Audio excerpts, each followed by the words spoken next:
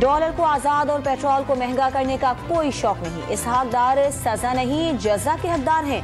वफाकी वजीर दाखिला राना सनाउल्लाह की जानिब से इसहाक डार की तारीफें। इमरान खान पर मुल्क को डिफॉल्ट कराने की कोशिशों का इल्जाम। रावलपिंडी में मतरूका वक्फ अमलाक ने शेख रशीद की रिहाइशगाह लाल हवेली को सील कर दिया। पुलिस और FIA सुबह सवेरे कार्रवाई के लिए पहुंचे। शेख रशीद मौजूद नहीं थे। लाल हवेली सील करने की CCTV वीडियो सामने आ गई। मतरूका वक्फ अमलाक का शेख रशीद और उनके भाई पर 7 जायदादों पर गैर कानूनी कब्जे का इल्जाम। शेख रशीद का लाल हवेली सील किए जाने पर हाई कोर्ट जाने का ऐलान। इकदाम बदमाशी करार दे दिया।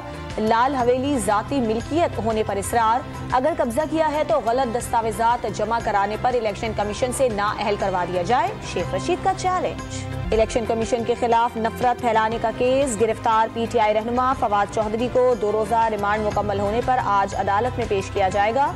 कारकुनान F8 कचहरी पहुंचना शुरू हो गए।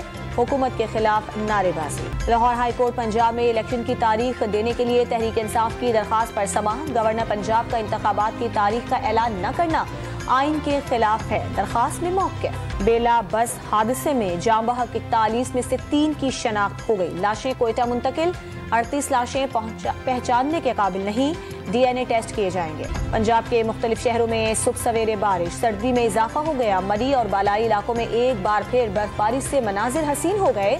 बर्फबारी का सिलसिला आज शाम तक जारी रहने की पेशगोई। मुत्तहदा अरब अमारात के सदर शेख मोहम्मद बिन ज़ैद अल नहयान 2 रोजा सरकारी दौरे पर आज इस्लामाबाद पहुंचेंगे। वज़ीर आज़म काबीना अरकान के हमरा नूर खान एयरबेस पर इस्तकबाल करेंगे।